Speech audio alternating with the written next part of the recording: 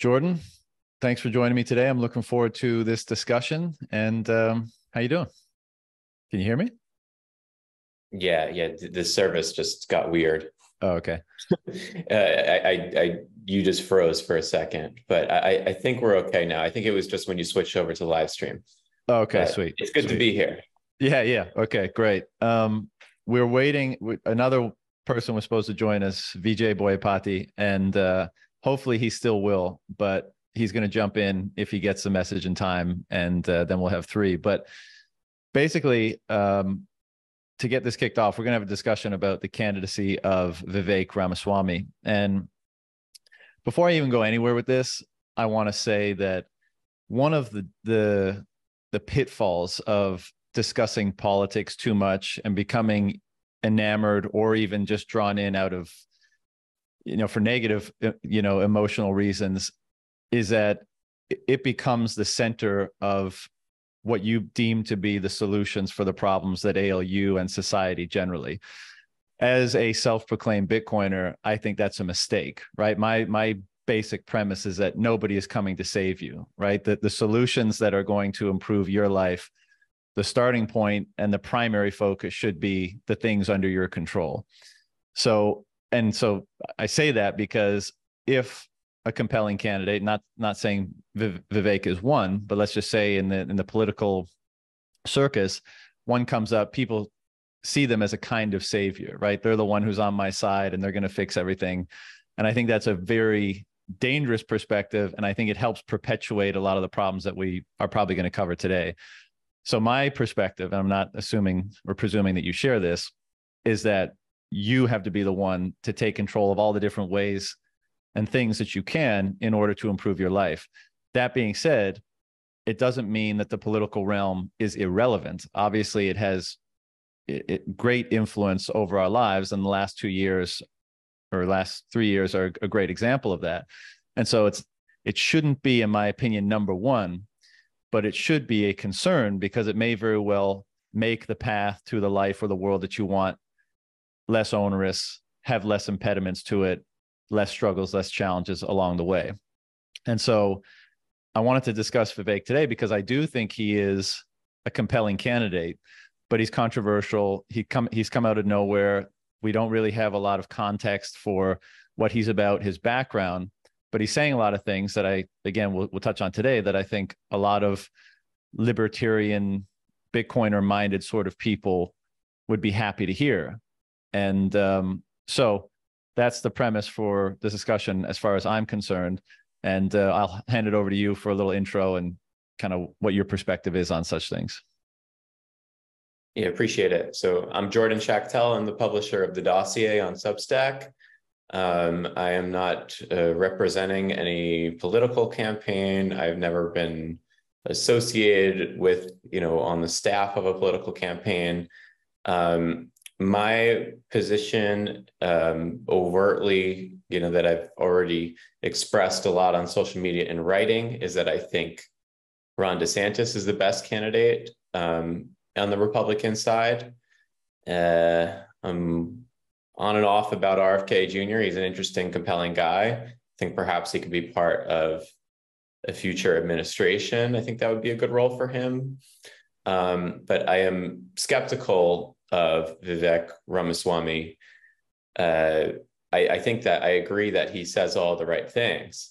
The problem is that his track record up until 2022, really, when he decided that he was going to be running for president, is like, it's a by the book, corporate pharma bro who, didn't even, since this is a Bitcoin podcast, I think it's interesting that Vivek spoke at the Bitcoin conference, yet months prior, he had acknowledged that he really knew nothing about Bitcoin and wasn't really interested in Bitcoin. So I think that a lot of politicians, and Vivek is very talented at finding where the pulse of kind of the base of the right is, I think, right now, and using language that appeals to them, specifically associated with the Trump movement. I don't think that he's much of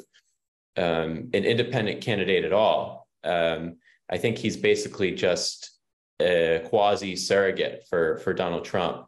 And I think he has a very specific motivation, and that's to kind of push Ron DeSantis out of the race and clear the field for Donald Trump. But again, I think my greatest concern with Vivek is that he has no track record to back up the things that he's saying. So, anyone who's running for political office, I think it's important to go back and see what they've done with their lives.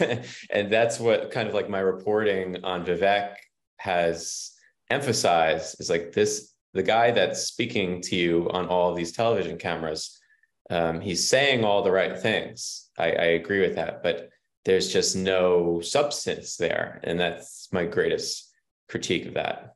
Yeah.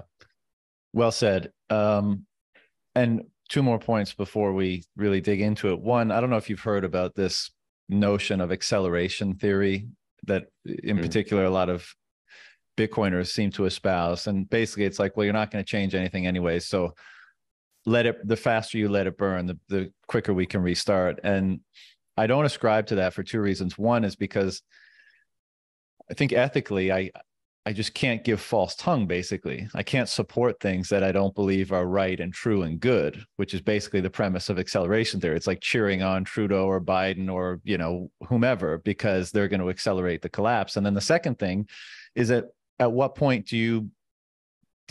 how can you determine when that has played itself out? Like, what is the point, the inflection point where you stop being that and you start contributing or building or trying to put in place the things that you do agree with and that you do think are conducive or important to a flourishing society, let's say. And I think in the world we live in today, it's far too precarious to play that game, because you could say like, yeah, sure, like let all the madness reign and even feed into it so that it collapses sooner. But what does collapse mean? Is it nuclear war? Because that would be a really fucking stupid strategy, Yeah. And so I don't ascribe to that. I can't remember the other point, but so in the context being given there, one of the things you mentioned is like, I'm of two minds about, first of all, I don't have a dog in the fight either. I'm a Canadian, so I'm not voting, I'm just interested in the political discourse. And I think part of the reason why it's interesting is not just because of all the different things you think a particular candidate will or will not do, but because they bring to light certain issues in particular in their campaign. And those issues become, socially important or interesting, or actually they often emerge because candidates choose them because they have some form of social or cultural resonance or salience. And that's why they focus in on them. What I found interesting about Vivek is that, like, I agree with you, he is saying all the right things, but I don't think that gives what he's saying enough credit. And we will definitely like delve into the negative things about him that you brought up. But I don't think like what he's saying could have been conjured up by like a political consultant sort of thing. Like let's do Trump, but with a little more intellect, a little more thoughtfulness, a little more libertarian spiel. Like I do think he's being, I mean, this may turn out to be naive, but I think he's being sincere in his diagnosis of the problems as he sees them. And what I've been impressed by is, frankly, the courage to plainly say those things. Like, it's one thing for Trump to come out in 2016 and say, I'm going to drain the swamp, because everyone knows corruption is everywhere and is rampant, and it's a huge problem. Now, we can also get into how little Trump did to drain the swamp, and how he, basically kept a lot of swamp members in place who later turned on him and all that kind of stuff. And maybe it's important to discuss, Trump's presidency. But with Vivek, I've listened to a lot of his interviews with people like Peterson and mainstream media and everyone. And one, I think he's being thoughtful and sincere. And I think he's explaining or making the case for his seemingly radical views on things quite well. And I don't think those can just come from like you poll what the major issues are for the core of the base. Like, I think that's his worldview. But and he's taken it even farther than I think a lot of people would have taken it. Yes, drain the swamp is like has a lot of resonance with the base, but he's talking about getting rid of the FBI, the IRS, Department of Education, CDC, 75 to 90% headcounts at a lot of places. And again, I realize he may not do any of that, but it's quite a presumption to think that saying those things is going to be popular with the voting public, because I think even a lot of conservative people would say, well, that's pretty radical. And, frankly, I mean, I agree with a lot of that. Sure, get rid of the IRS, get rid of the FBI, do a 90% headcount reduction at the Fed, whatever. But my point is just that he's so thoughtful and detailed about a lot of that stuff. It does seem sincere. And I think it takes courage to maintain basically the same rhetoric around those issues, regardless of, what media platform he's on. He'll go on to the MSNBCs and the CNNs, and he'll say the same things, and he'll stand by or make the case for his positions really quite well. And I think that's why he's garnering a lot of attention. And another thing that's somewhat unique about his campaign is that the primary slogan is truth. Now that one could have been conjured up by what do they call it? Like political consultants, because we live in this time where everyone feels like lies and deceit and corruption is like the order of the day. And that message of truth is bound to be popular. But again, maybe that's not the case. Maybe he does believe that that's the basis upon which we need to look through all the problems that we currently have. And so I'm getting a very sincere vibe based on what he's saying. But I've consulted your research, what you've written about him, a lot of stuff on YouTube about his past with Roy Vint and Axo, whatever it's called, his business career, his comments on and during COVID, all that kind of stuff. And I totally agree. You don't see much of the rhetoric that he's now espousing there. But the last thing I'll say about that before I hand it back over to you is I lived in China for 10 years because, one of the things that you pointed out is, he did a bunch of business with China, still has subsidiaries of Roy Vint that are Chinese-based companies and do a lot of business with China. Same is true for Pfizer. And then on his campaign, he's very critical of those countries, institutions, corporations. And, again, none of this should be construed as me trying to make an excuse for him, but I'm trying to see how I could be in a similar position, somewhat give the benefit of the doubt or play devil's advocate. And I lived in China for 10 years, almost 10 years, and I didn't have any businesses there. But had I, it could have been conceivable that I would have been involved in businesses and I would have Chinese customers, would have been based in China. And as an individual, I would have rationalized that as being normal, just pursuing my self-interest and engaging in business, providing a valued service, et cetera. But if my perception of myself went from just me to running for public office, for representing a nation and a people, then I can see how my perspective would change, right? Then I would be looking at China not as a means of enriching myself effectively, but on the geopolitical landscape and all the complexities that exist there. And, I think I would think differently about the relationship that I would foster as a representative of a nation with China, for example, than I would as an entrepreneur in China. And so, again, I think we have to be fair in assessing, his private citizen behavior vis-a-vis China and what he's now espousing as a potential leader of a country and what the policy would be in relation to China. So I don't know if you want to wrap on any of that kind of stuff, but I'll hand it over to you. Sure. So I agree with a lot of what you're saying, specifically if, we don't even just the fact that, people can change, their morals, foundations can change a little bit. The issue for me is that there's just such a total lack of accountability.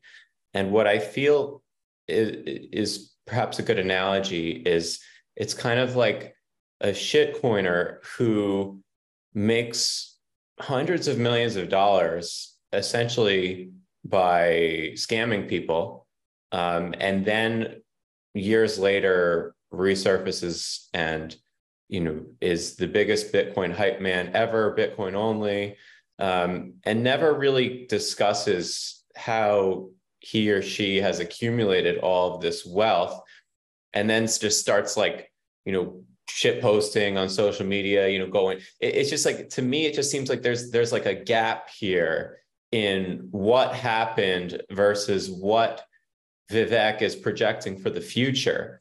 And that was kind of like the most alarming thing about my research, is that I think that his wealth was similar to the vast majority, I don't want to say the vast majority, a significant portion of the biopharma space works exactly this way. I mean, to his defense, it's very institutionally crafted this way, but the critique, I think, is the same in my reporting. When Vivek made basically all of his wealth by marketing a drug that, in my opinion, I think he knew it was garbage. And there is some interesting investigative reporting on specifically that matter. He got an infusion of over $1 billion in cash because of this hype behind his drug. He goes on to create, like over a dozen spinoffs based on the money he acquired through this drug. So I think like it's very difficult for me to come around to support someone who's kind of like an unrepentant, similar to like an unrepentant shitcoiner, and did like, it's like as if he doesn't even acknowledge that, like, how did you get this platform in the first place? How is this money acquired in the first place? So I think like, I struggle, like, I think a lot of people just don't care, but I struggle with the ethics of a very wealthy individual who I believe whose money was acquired extremely unethically, now talking about how he's going to save the United States, specifically with the China stuff.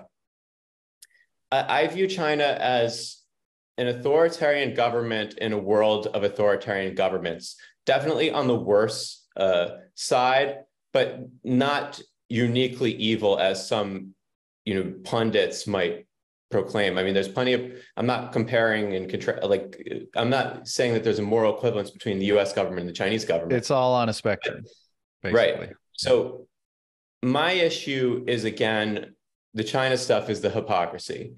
It's, he's running for president and now he wants to ban American companies from doing business with China, which I think, like you can talk about that in the field of trade policy and if that's beneficial or not, and people can have those discussions.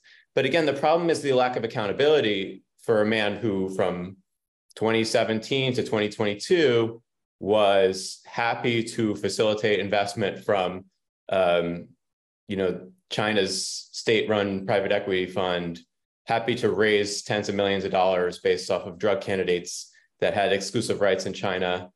So again, like I'm torn about, I'm not sure if he's authentic because of this history. And I do think that he is very, I think if you watch the last debate, Chris Christie called him like Chat GPT. And, I've been kind of hitting him with some Vivek GBT lines, but I think he's like an advanced, to me, he's like an advanced AI that is he's very good at picking up on red meat items for conservatives and libertarians. But again, it comes back to like, does this man really actually believe what he's saying? I think that he is showing bravery and putting himself out there. That's very difficult to do. But again, like I would challenge that assertion that he's only kind of like speaking hard truths, because when it comes to his position on Donald Trump, very popular in the Republican Party, now he's like more MAGA than Trump, right? So he just did an interview the other day where he was talking about how Mike Pence should have done more to, stop the election from being overturned.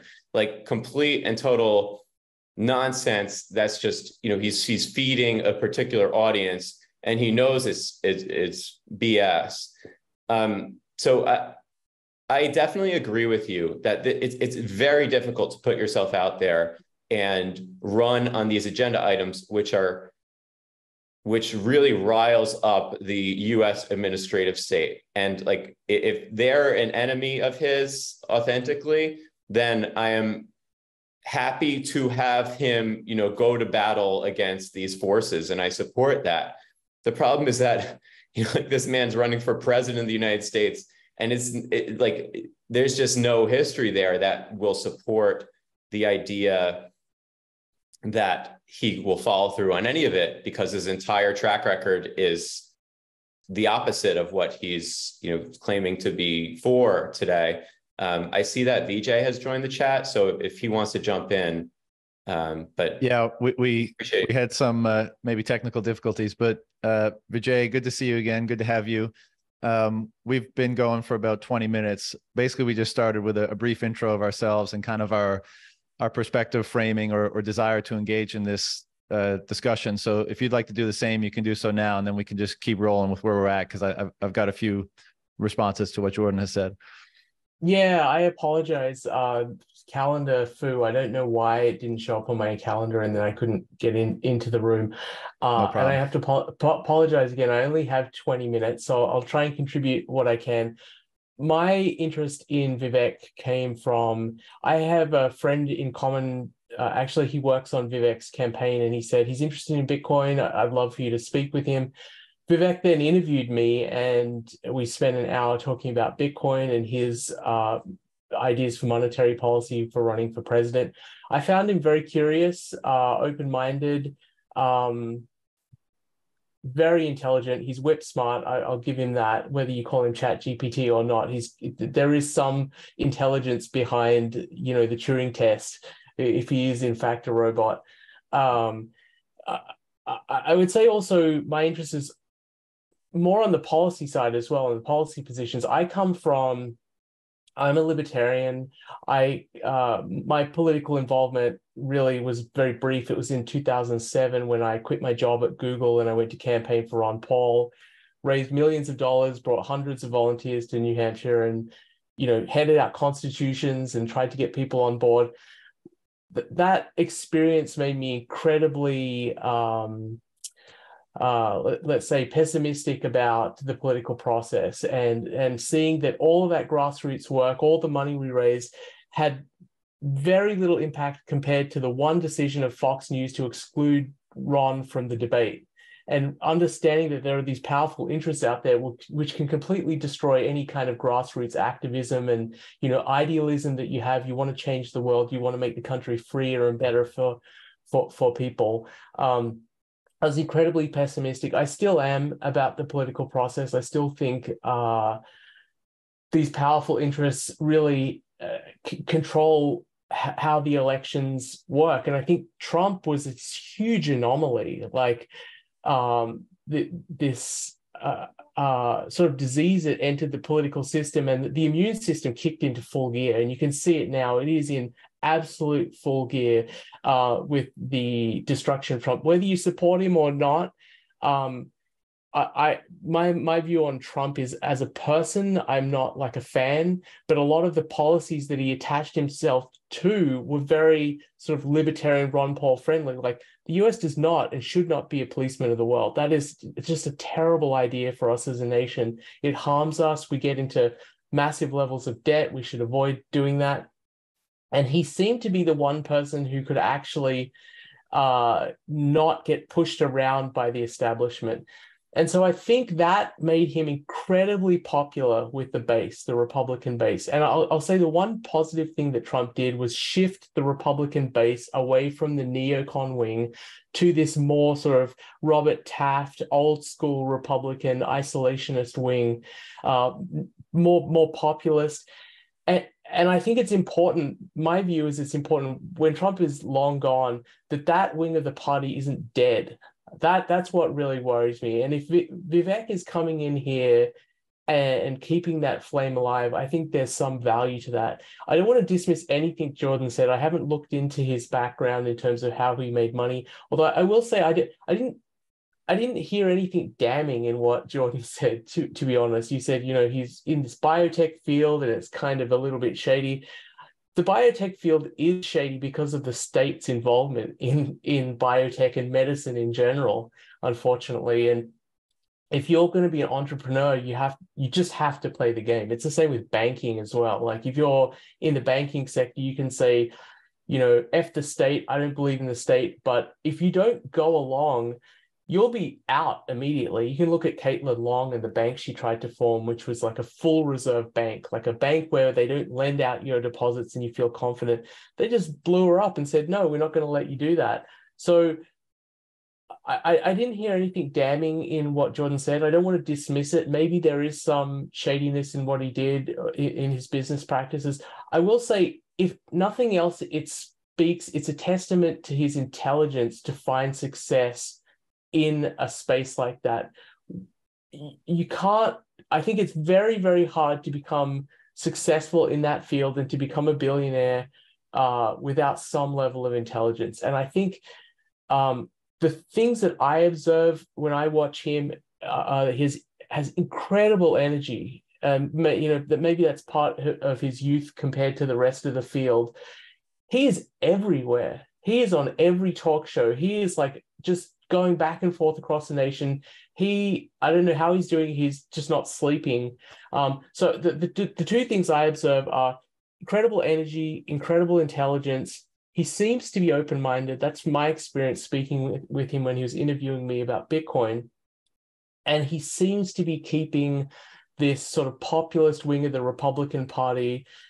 It has flaws. Certainly populism has its flaws, but it's so much better than the neocon Republican Party of George Bush. That wing of the party almost destroyed the US, in my opinion, got us involved, not only destroyed the US, but destroyed the Middle East. You look at the Middle East now and what a mess it was. It is so much worse because of that neocon wing of the party. So that's one of my interests and concerns, is the Republican Party does not go back to that.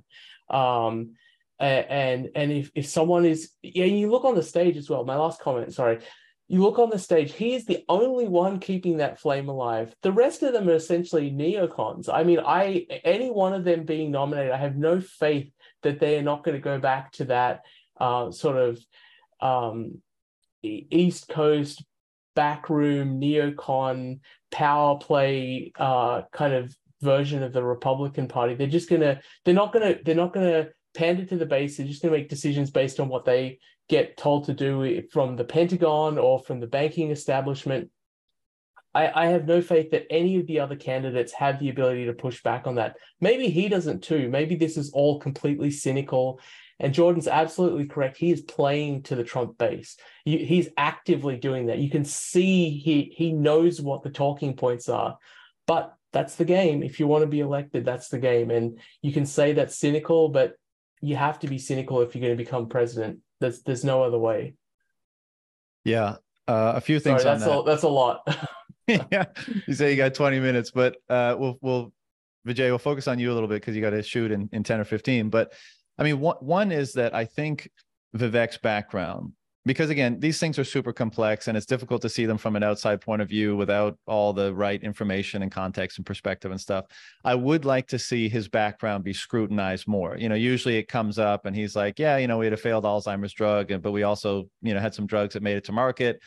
And that's basically the background. I mean, again, with that particular drug, and I'm probably seeing biased things online in the YouTube videos and the research that's being done, but it does look kind of shady. And so why not I think he would, maybe I'm being naive, I think he would discuss that because he's been a pretty open book. At least that's his mantra when he goes on these media hits and stuff like that. And so hopefully at some point someone scrutinizes that more and he sat down with them for a long form conversation.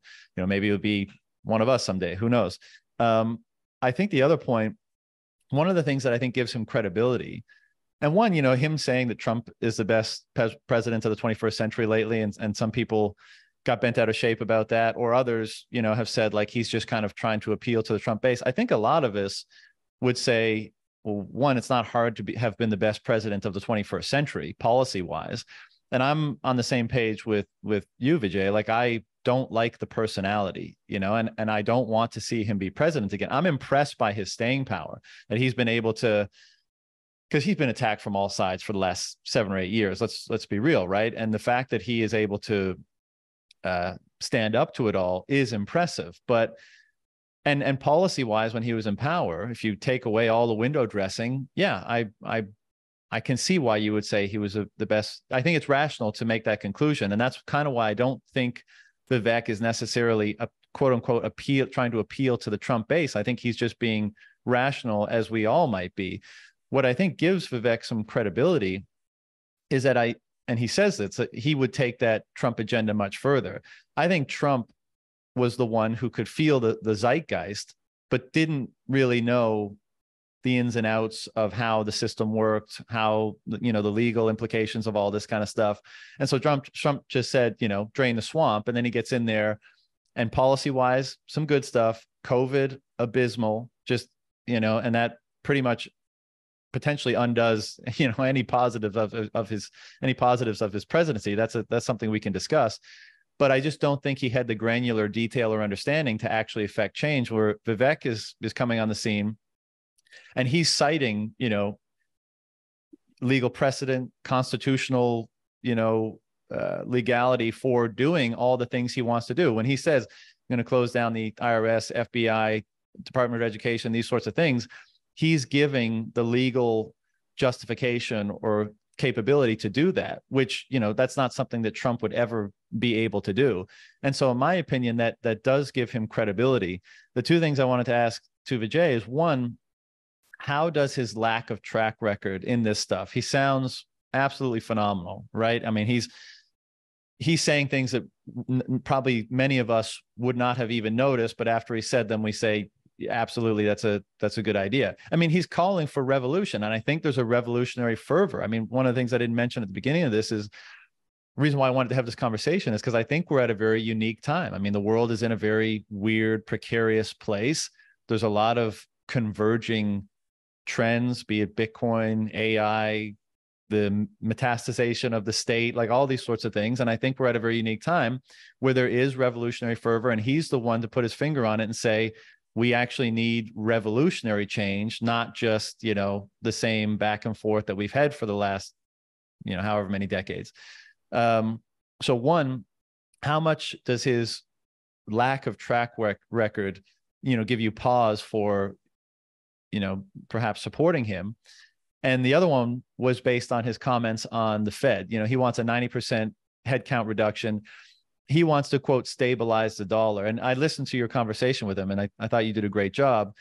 I thought he revealed perhaps some, he's sharp in a lot of places, but I think his perspectives on money could use, some more time with you, perhaps, Vijay, or a little bit more education, because he talks about, quote unquote, stabilizing the dollar. He wants to do so with a basket of commodities. He's skeptical, I think, of the timeline that Bitcoin could, begin to not replace, but act as a legitimate alternative. He had questions around volatility. So basically, the question is lack of track record, and what do you make of his approach to the Fed and or currency in the U.S.? I don't worry so much about lack of track record. I think the fact that you have politicians running for president who do have a long track record doesn't necessarily speak positively for them. They have a long track record in this system where they're just being kind of pushed around by various interests. And I think that, the fact that, just to comment on something else you said, the fact that he is more polished and seems like he can get things done better than Trump, I think is a little bit of an illusion. Just like Trump, he is a virus to this system. The immune system of the establishment is, if he shows any kind of success or potential for actually becoming president, that immune system is going to attack him with the same kind of fury that it attacked Trump. And these investigations you're talking about into his background, they will happen in a detail that you will not imagine, and that they will find things, some of which just made up about him. Mm-hmm. I don't think that he is going to have a huge advantage over Trump if he's elected. I think it's going to be every bit as difficult.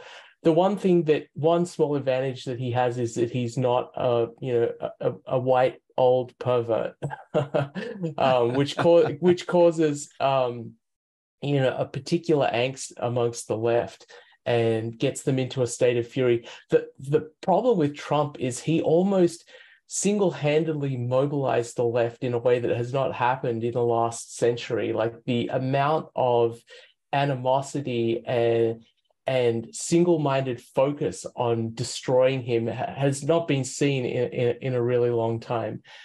In terms of his policies, there is naivete there, definitely. Like this idea of, well, let's keep the Fed, but let's remove 90% of their employees or workforce. Complete nonsense. You're not going to run the Fed. You remove 90% of the Fed, you basically destroyed the Fed. Okay, maybe that's a good or a bad thing. I think it's probably a good thing if the US goes to something akin to a Bitcoin standard or a gold standard. But you're not going to have this halfway ground, which sounds respectable. We'll keep the Fed, but we'll remove almost all of the employees. But again, this is part of what it's like to become a president. On the campaign trail, you can say anything, and a lot of them will say anything because your policy positions aren't tested. It's only once you get into office and your constituency goes from being the public to being the establishment. Your constituency and the people who you deal with every day are inside the establishment, and they are the ones telling you, look, Mr. President, if you do this, the US is going to go into the deepest depression we've ever had in our history. Do you really want to do that? And it's very, very hard when you're sitting on the throne to be given a statement like that and make the actual decision. Okay, now I'm going to fire 90% of the Fed. So this is a big distinction between who you're speaking to and who's influencing you. On the campaign trail, you're influenced by what people want to hear. Your voters, you're looking for what they want to hear, and you're trying to tell them what they want to hear. When you're in office, you're only surrounded by people in the establishment telling you what they want you to hear. And so this is why people get so corrupted by politics, because they have all these ideals, or they seem to have these ideals. They get into the system and the system just chews them up. So this is why, someone like Ron Paul is kind of like a miracle, is a saint that anyone could exist for so long and not be shredded by the system. Whether it's right, Jordan is absolutely right to have skepticism that Vivek would be just like everyone else, because there's very few examples of politicians who go into the system and don't get twisted by it. But having said that, he's saying all the right things. There is naivete to what he's saying, just like you mentioned, John. But I don't fault him on that. Honestly, you have to play the game if you want to be president. So yeah, that's my summary. I have to run. I wanted to quickly say I'm a huge fan, Jordan. So I'm really glad I got to meet you, over Zoom face to face. Yeah, I appreciate your work too, and I agree with so much of what you said, except for your optimism on Vivek. But that's another story. But it's so much appreciate having that conversation.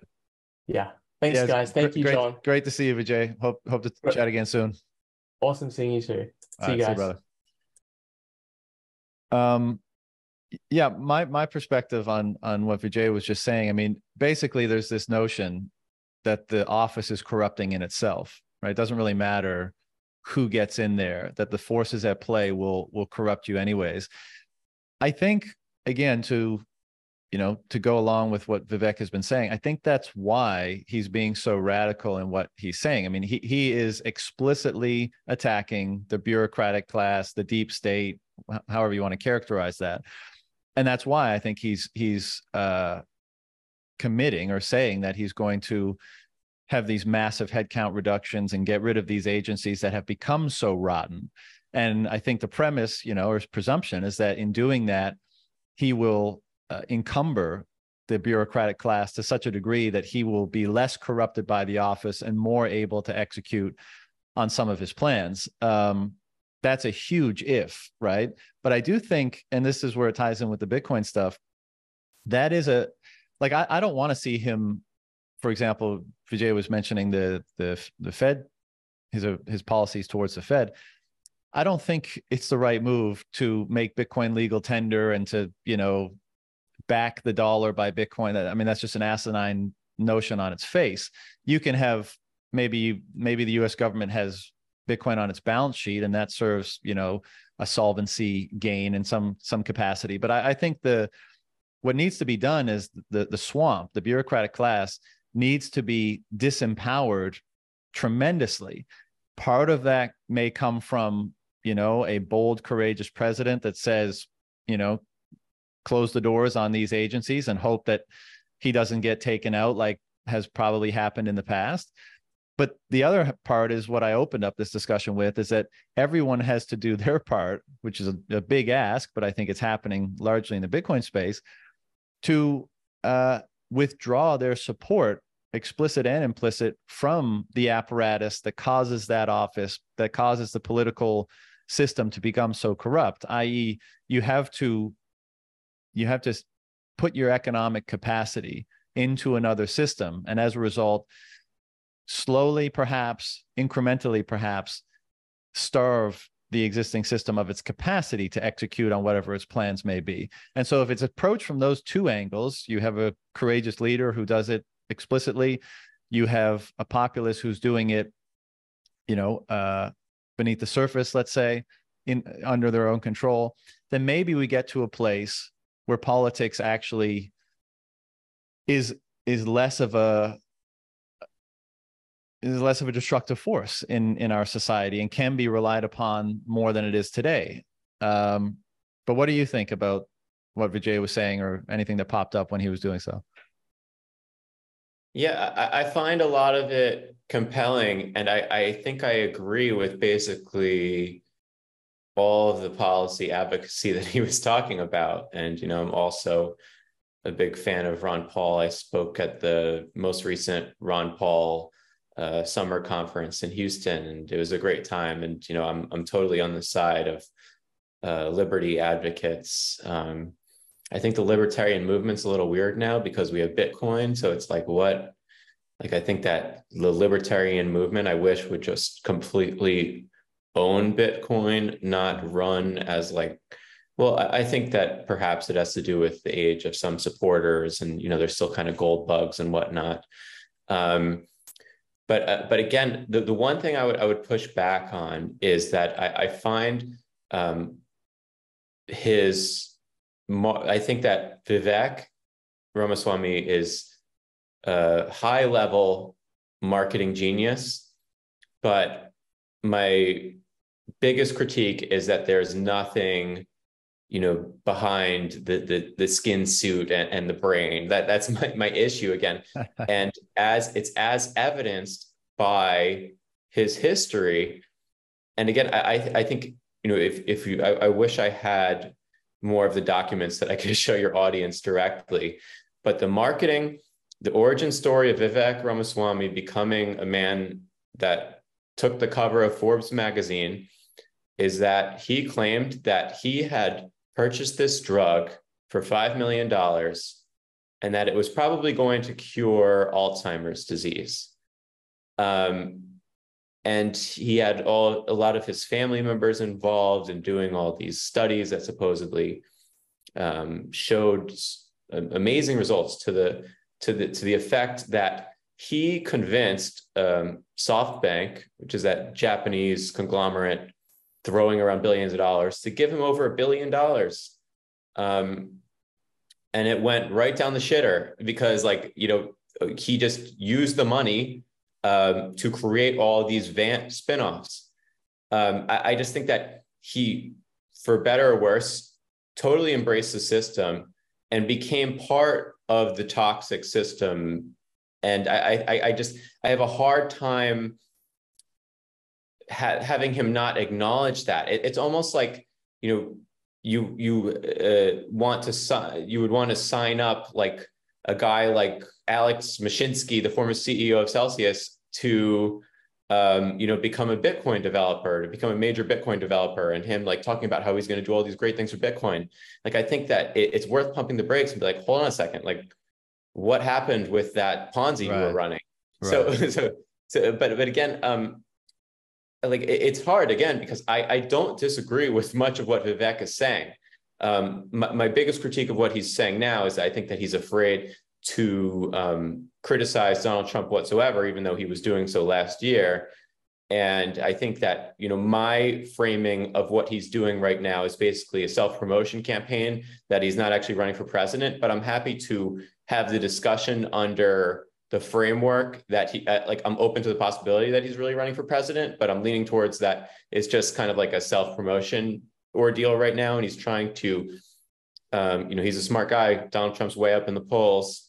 I think that he's trying to position himself to get in the good graces and get a role in the cabinet.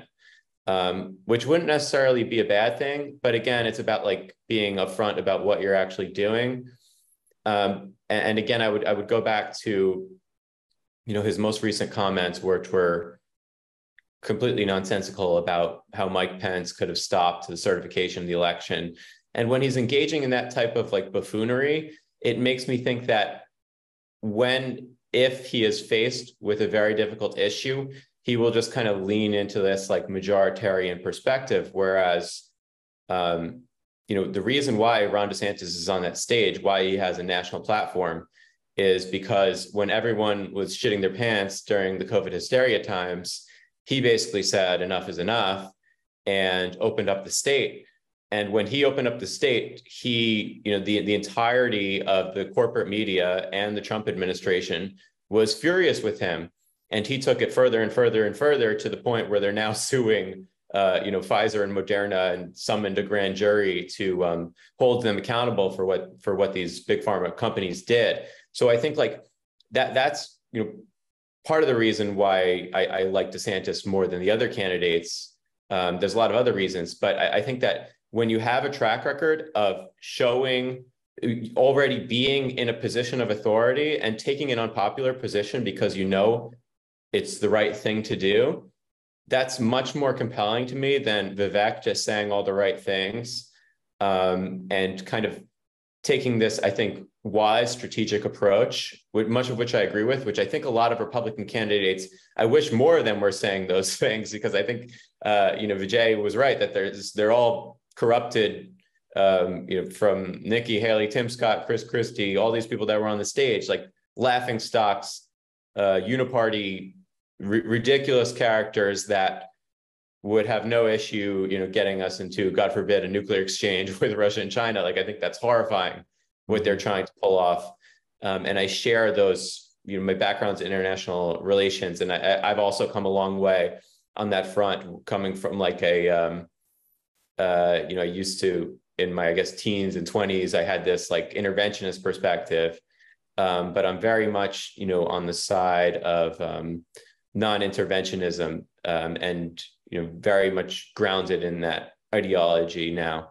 And I think that, again, it's just like, there's nothing before 2023 that would indicate that he's legitimate. And like, it's just like, he's running, and also, you know, he's running for the most powerful job in the universe or in the world. And I think that it's just too much of a stretch for me.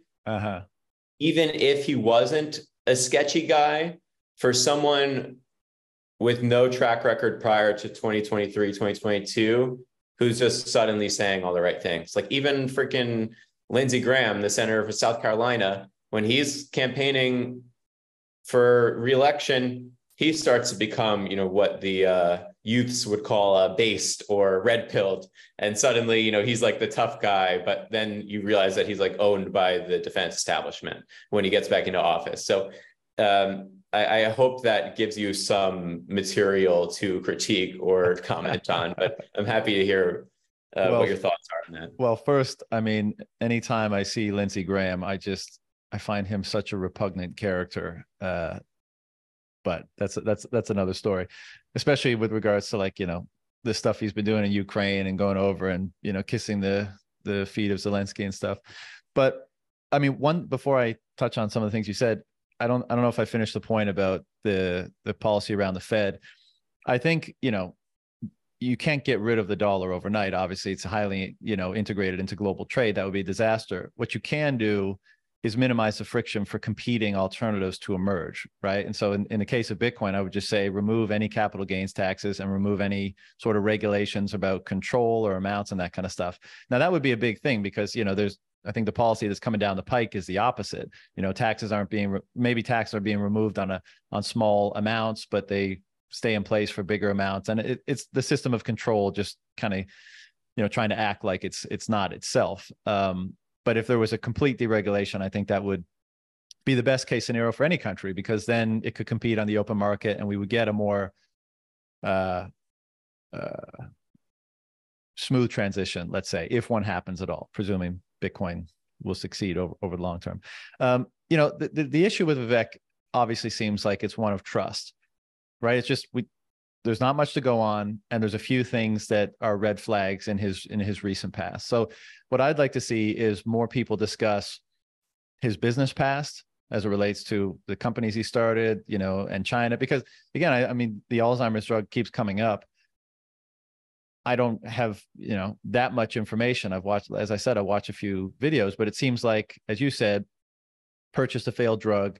I'm not even sure if additional studies were done. Maybe it was just reinterpretation of past studies, and it was positioned as a miracle drug. And, his homeboys in his prior, world in investment banking, got him capitalized, and there was hype put around it and became this big hype machine. I think at the time, correct me if I'm wrong, it was the biggest biotech CEO ever, maybe, or IPO ever. And, and then it shit the bed. And it's hard to imagine that the people behind it didn't know that it was going to shit the bed because of the way that they approached hyping it up and repackaging something that already failed, So that's like definitely something that should be capitulated and investigated more.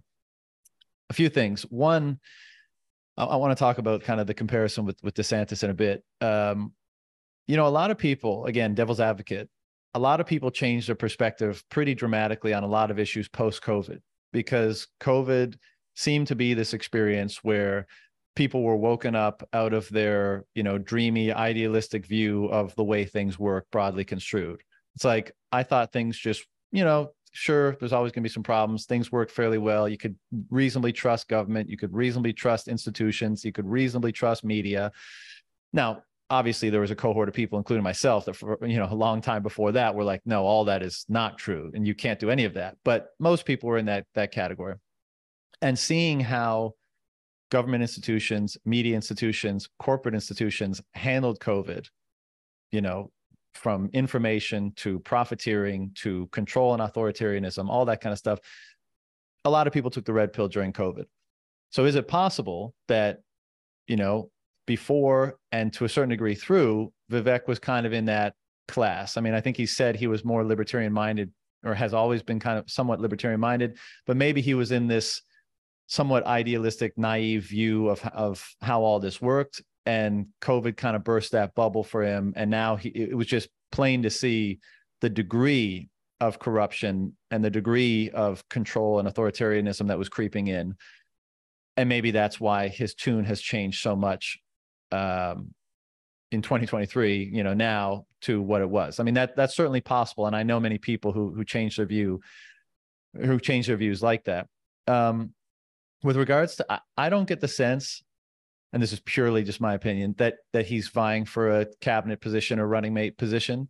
I can totally see why people say that, because he's not attacking Trump, but I also don't think he has much reason or cause to attack Trump. I mean, aside from his handling of COVID, again, like we said earlier, I mean, if we're going to just look at policy, probably better than the other three presidents of the 21st century. I would like to see him criticize the COVID policy more. Maybe he shies away from it because he wasn't that hot. His perspective at the time wasn't that hot. I'd like him to look back and be more critical of his own perspective and Trump's. And I think that would somewhat vindicate his position, or at least, people wouldn't think as, because he gets this all the time on media, like, isn't all this just for a cabinet position? And again, just based on his rhetoric, the thoughtfulness of his answers. I don't think he's vying for that. I could be wrong, obviously. With the Pence verifying the election, I don't know enough about how all this stuff works, but I did think that was a pretty weak answer, because basically what he said was he thought Pence should have basically tried to negotiate, like hold the verification over the heads of whomever, the Democrats, let's say, to negotiate something regarding free and fair elections moving forward. Like, so Pence shouldn't have signed off on it until they moved to single day voting, paper ballots, whatever else. And I mean, again, I don't know that much about it, but that's probably not the right way to go about, like, negotiating a duty that you're, I guess, sworn or supposed to do. You're supposed to verify the elections. Sticky issue. I don't know where the lawsuits around the election stuff has come to right now, like the fraud claims. I mean, I think most people think there was probably something kind of off with ballots and that kind of stuff, and everyone's seen videos and whatnot on Twitter. Maybe they're bullshit, maybe they're not. Is any election ever like perfectly clean and fair? And probably not as well. So I don't know how to judge that situation. Maybe we'll just have to wait over the course of time for things to come through. I think the point that he makes, that the election interference that he thought was most damning was the censorship, and in particular, the censorship of the Hunter Biden laptop story, a month or so before the election, and that not being able to be shared and not being in the public discourse could very well have tipped the scales in favor of Biden. I mean, that's certainly, I think, plausible. And I think that's part of the reason why he rightly is calling out all the censorship, and he's rightly promoting this idea of, truth, broadly speaking, and open book and that kind of thing. So, yeah, I mean, I get the trust piece. Like, I think his background is definitely needs to be discussed more openly.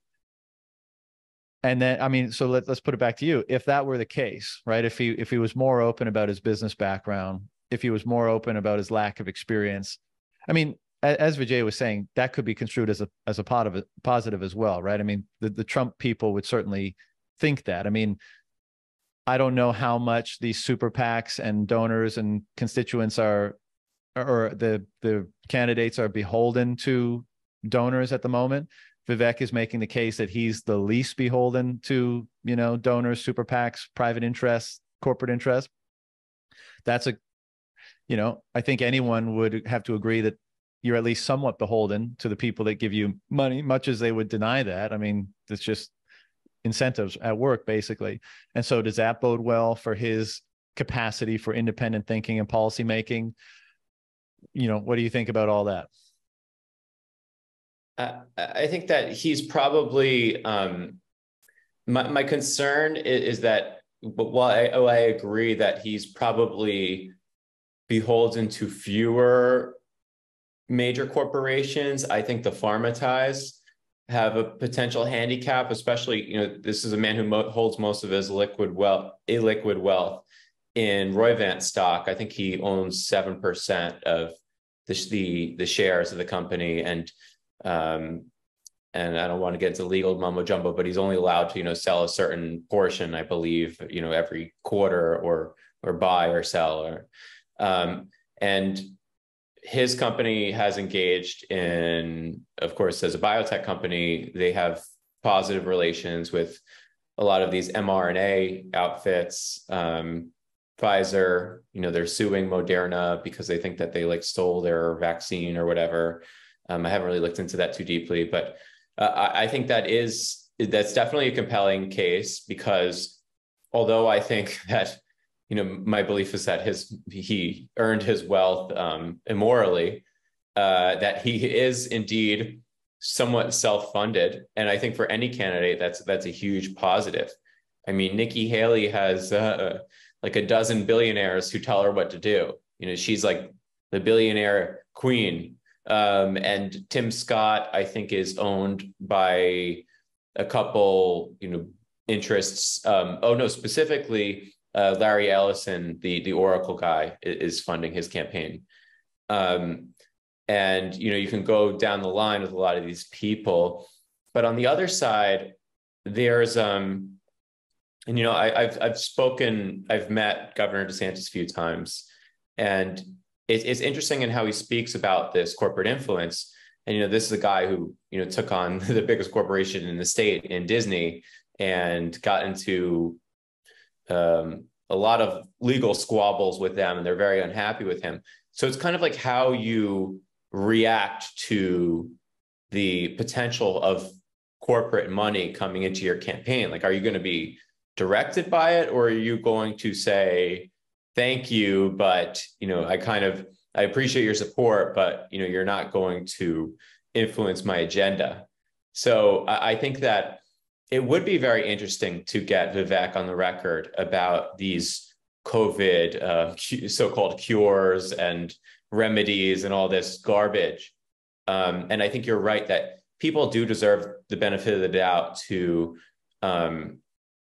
learn from the hysteria of the last few years and perhaps readjust and become, so many people became awakened by, the evils that came from the government and pharmaceutical industry. And again, it's a big open-ended question, because Vivek, as a pharma boss, had a regular column in the Wall Street Journal in which he was talking about how amazing these shots were, and how he was personally investing so much in this mRNA technology. And that was only 2 years ago. So again, it's like, whoa, this is a big adjustment for a man who wants to run the world's biggest economy and the world's biggest nuclear arsenal. So I know I keep coming back to that, but for me, it's like all these issues kind of relate to it. Yeah, absolutely. I mean, I think that's the most damning point. Like, if you weren't able to see through the hysteria and all the bullshit during the COVID era, that's pretty damning for your capacity to do so moving forward. And I agree. Like I said, a lot of people had the red pill come to Jesus moment as a result of COVID. Like, their perspective was fundamentally altered, and they're still in the process of recapitulating that perspective and getting a hold on how the world works and who to trust and who you can't trust and all that kind of stuff. I get it, but it's hugely damning for any sort of intelligent person, which we all agree Vivek is, to not have noticed that. And it's obviously the case, or seems obvious to be the case, that his incentives could have largely contributed to his not noticing. You know what I mean? Like, as you say, his involvement in the pharmaceutical industry and all that kind of stuff, and his probably, somewhere down the line benefiting from what was going on, whether directly or indirectly through his company's relationship with these big corporations that were, making a shit ton of money off the COVID situation. That probably influenced his views. I would like to think not, but money talks, obviously. And so, that's the big one. And that's where DeSantis very much edges him out, because after, I think, correct me if I'm wrong, a brief lockdown period in Florida, they were like, this is bullshit. This is definitely not the way to go. And he seemed to see the writing on the wall. Or even if not, I mean, this is, I think, the broader point that I was making at the time that a lot of people maybe didn't appreciate. You didn't have to know about or see the corruption in the pharmaceutical industry. You didn't have to be able to see the deceit in the mainstream media. You didn't have to see the agenda of the government to consolidate more control. You just had to have a principled view and perspective on things. If right. you and that principled view, you might say, is kind of tethered or enforced by, especially in your country, the Constitution, Bill of Rights, like these documents that enshrined a lot of these principles. But if you just thought that the government should not be able to tell people that they can't leave their homes, none of the, you didn't have to know about all the other things going on.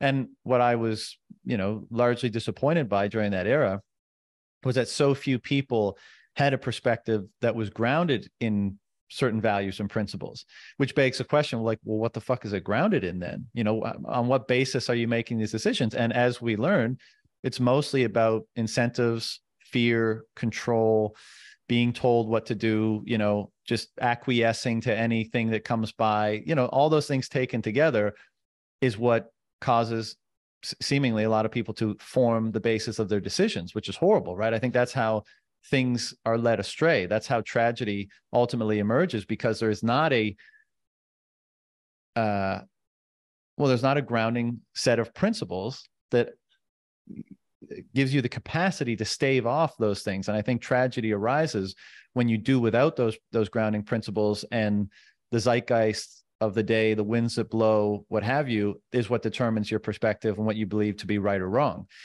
And, you know, again, to be fair, Vivek has identified this, at least to some degree now, when he talks about, you know, the pillars that we use to establish those principles, to establish both a integrated, coherent perspective for ourselves and one as a social body or a nation.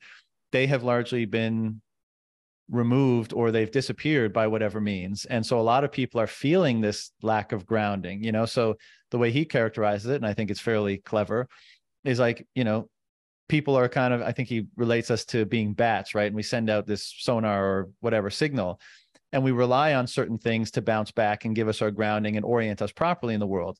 One of them may have been faith. One of them may have been family. One of them may have been patriotism, these principles that we're discussing.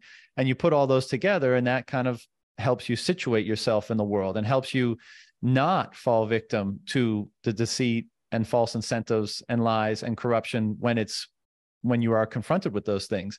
And I think that's, broadly speaking, right. And that's a conversation that deserves a lot more discussion. And so he's properly, I think, identifying that the reason why there's so many diseases of despair, so much substance abuse, you know, so much feeling of angst and anxiety, and, you know, people not knowing what to do with their lives, basically, especially in the younger generations, is a result of the lack of those grounding principles and institutions. And you know, so I commend him for bringing that up and speaking about it.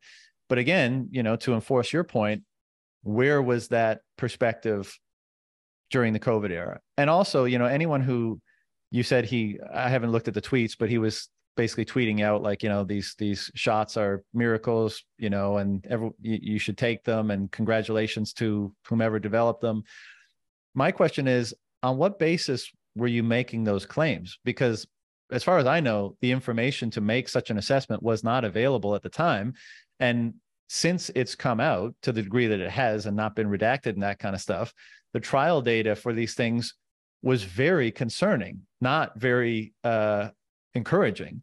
And so it seems like anyone who was espousing those types of views at the time, again, was either one, doing so out of ignorance, and I don't know why you would do that, or two, doing it out of some kind of incentive, whether it's aligned with the agenda that you're nestled within, be it government or media, or whether there's a financial incentive, you know, in the corporate world. So, yeah, I mean, we're left with this question of trust, right? Has he had a change of heart? Has he had a change of perspective, or not?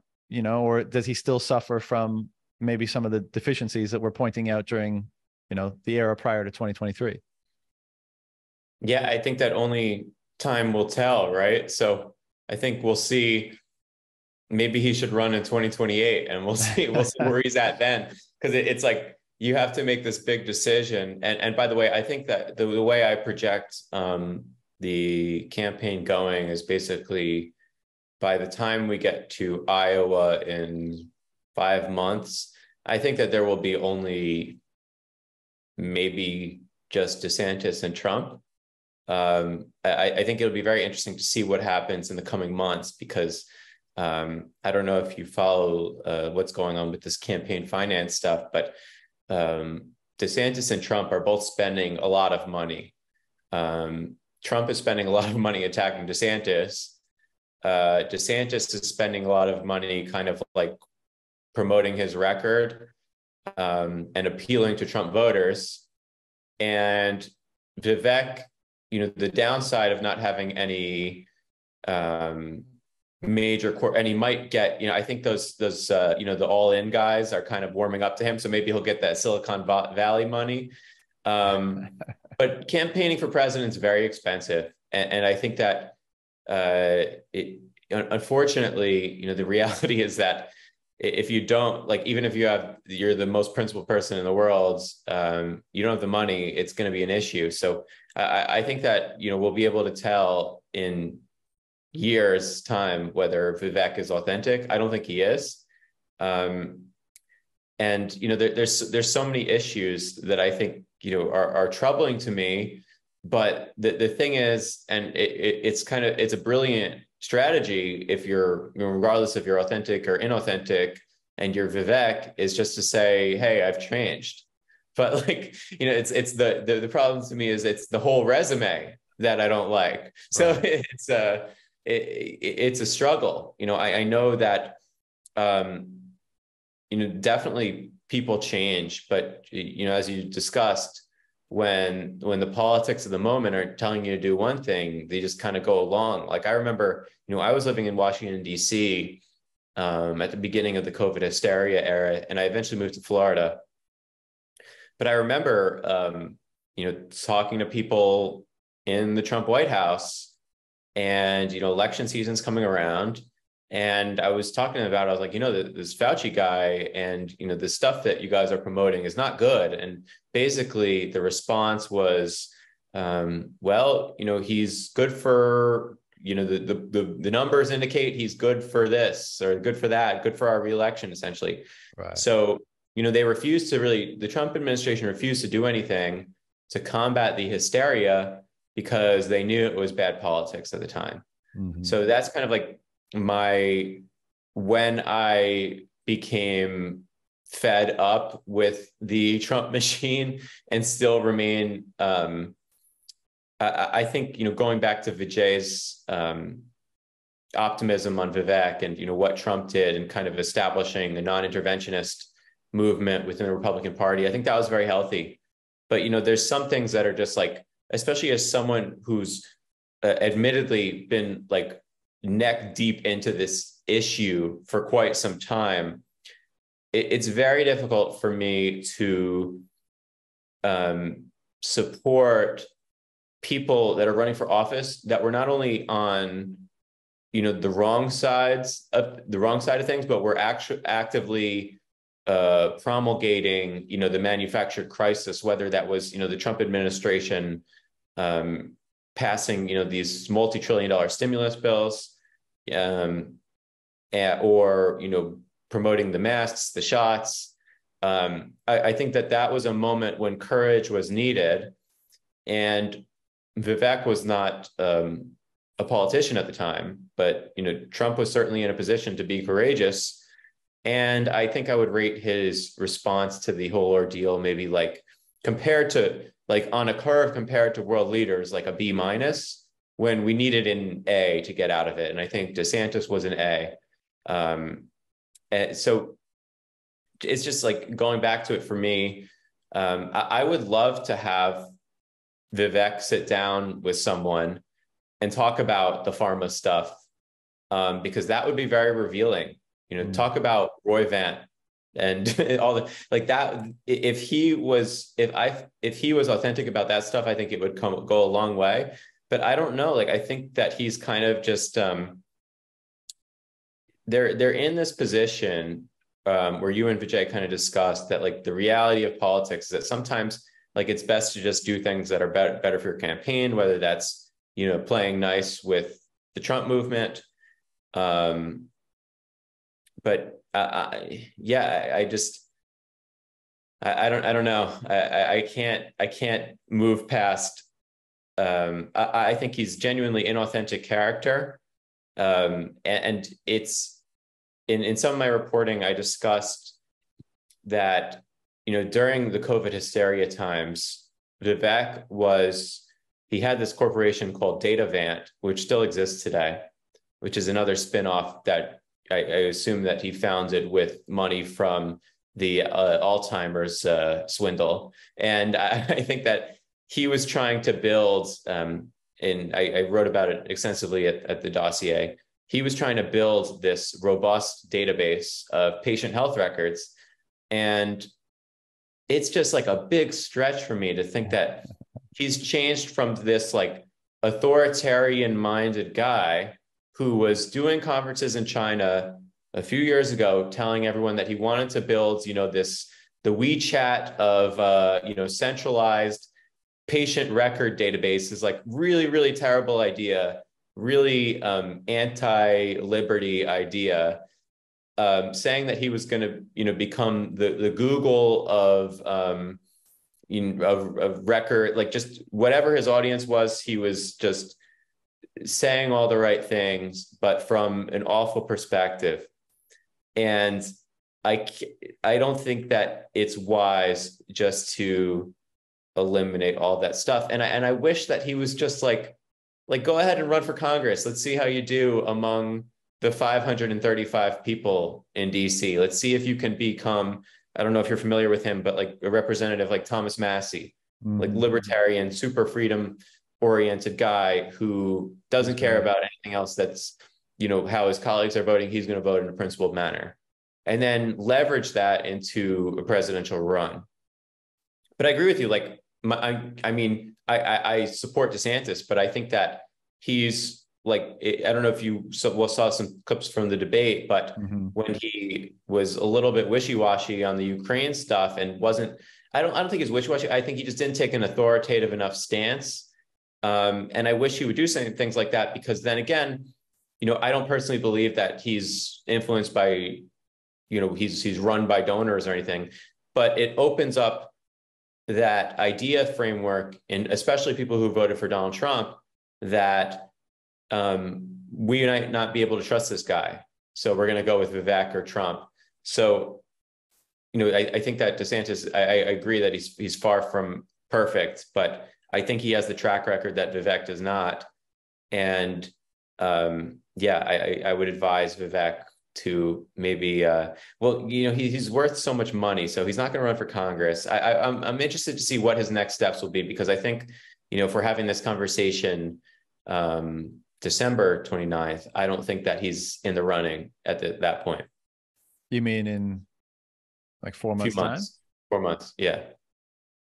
Well, maybe we should. But I mean, one, I want to say, I'm in no way trying to convince you of the merits of Vivek. Like I'm, like I said at the outset, I think we're in interesting times, and he's espousing interesting ideas or policies, and I think for that reason alone, it's worthwhile discussing them. But I mean, hopefully, we're always trying to triangulate our perspectives in a more truthful manner, and that that's why I like having these discussions, to try to flesh that out.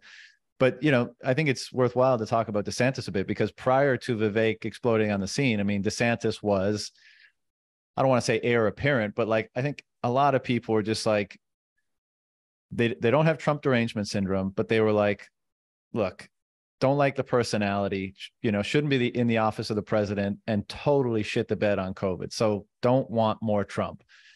But some of his policy direction, and the drain the swamp mantra, that all the corruption and the stuff that we've addressed already, yes, there's a lot of validity to that kind of stuff. So why don't we have someone who doesn't have the kind of egotistical personality, who can come in and who has a similar leaning policy wise, but without all the cult of personality and the ego, and without the derangement syndrome attached to them. And also who, as you keep saying, who has a track record of acting on their principles, even when it's unpopular, which is something that Trump, in many cases didn't do. So DeSantis was that guy, right? And it seems to be the case that Vivek has come on the scene, and nobody really, the ChatGPT line was a good one from Christie, because nobody really does speak as good as Vivek, right? He's extremely articulate and thoughtful, and and so he's stolen seemingly a lot of the DeSantis thunder, because he's like, DeSantis was the better Trump alternative, and Vivek seems to be taking a bit of that thunder. And of course, the narrative over the last few months, it seems that the whole failure to launch, that DeSantis did, got off to a slow or rough start. And you brought up the debates. I think what I saw from that, I think verified kind of, or I think showed somewhat, and maybe I'm reading into this a little bit too much, but showed a little bit of DeSantis's insecurity about that false start and about, the shine that Vivek is taking. Like, one really bad visual was when they asked, like, I think it was if Trump became the nominee or the president, like, would you support him? I think it was the nominee. Would you support him? Vivek hand shoots up immediately, and DeSantis looks left, looks right, sees all the hands goes up, and he puts his up, which is, obviously it appears as though he's waiting to see what everyone else is going to say, and he's going to put his hand up with the popular view. But do you remember Howard Dean's campaign?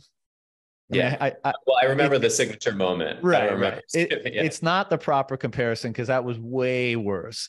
But I feel like at the time they were like, look, you're a little bit dry, you're a little bit stale, you're lacking that energy, really bring the show on the next thing. And he just fucking goes insane on stage and his campaign is over immediately. I feel like the political consultants probably were in the ear of DeSantis and said, like, look, you need a little bit more pizzazz. And I found, some of the things he said at the debate had an energy that was not characteristic of him. Like, it was too much like rah, and, that weird smile that he dropped after a couple of his spiels and stuff like that. I think DeSantis is in a position to just be the same way he was for the last couple of years. You go up on the podium and you speak the plain truth and the facts as you had done. Look, this is what I think. This is what I did. It is what it is. Like, I think he has the right to be extremely confident in his positions, his policies, and his track record. And I think it's potentially the case that he's heard from so many people that he's off to a slow or a false start, that he has this like insecurity or anxiety that he needs to be extra in some way. I don't think he does. I mean, I think we're talking about Vivek's lack of track record. I mean, DeSantis has an extremely long track record and, quite consistent across the board. And I think a lot of views and policies that we would probably agree with, broadly speaking. And again, the fact that he acted the way he did during the COVID era is a huge like feather in his cap. And I think, he just needs to continue being that way.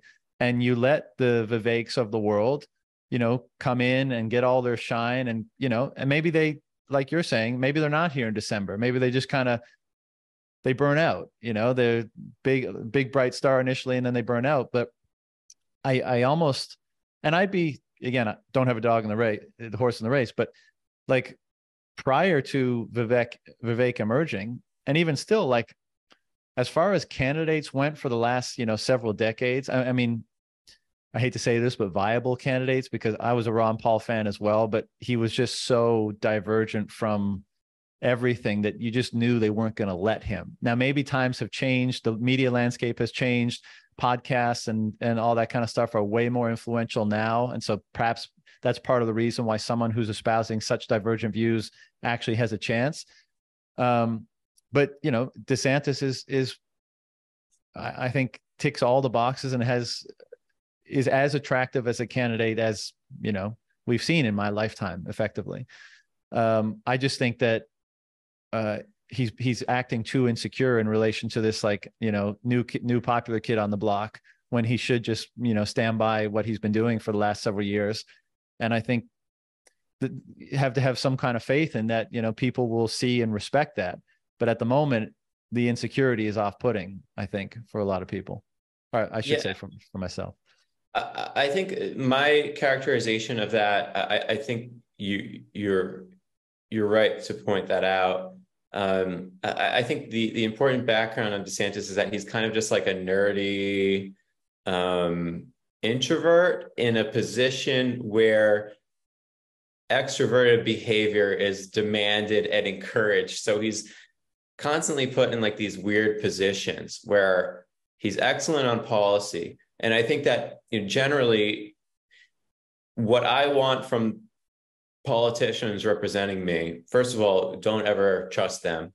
So don't give them the benefit of the doubt, but 100%. I want them to do stuff that's just like allows me and my family and my network. Get out of the way. Get out of the way. Let us flourish. And DeSantis has done that in Florida.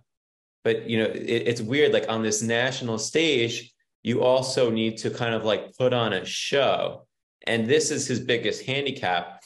And I think that his campaign has struggled to gain traction because I think a lot of the blame probably goes to the people that have been in his ear telling him to do things that he shouldn't be doing. Like, I think he should just embrace, like, you know, the nerd who, you know, got a scholarship to Yale and was kind of like a jock and played baseball and good athlete, you know, humble family man. I think he should just totally embrace that, not let these people, you know, dress him up, tell him what to say. So there, you know, there's so many people in his ear to trying to make him into something that he's not.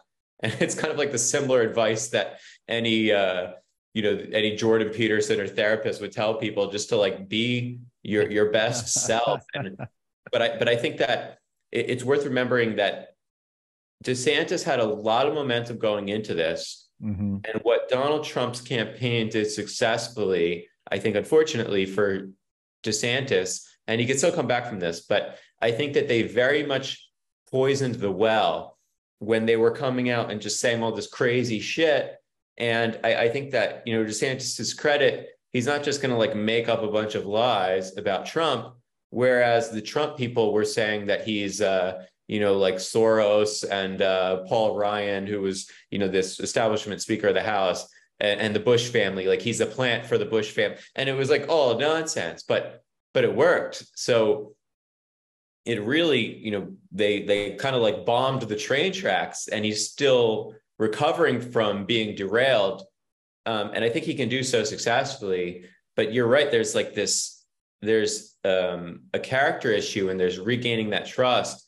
But I think, you know, that he should just kind of lean into it more. He did it so successfully in Florida when he was the guy speaking the truth, wearing the suit that didn't really fit perfectly, and just, you know, being himself. And now on this national stage, they have him, there's just so many people in his ear. I could imagine that it's got to be, you know, enormously difficult. But, you know, no matter what they say about the guy and try to bury him, you know, he'll always have my respect. And I think you're right. Like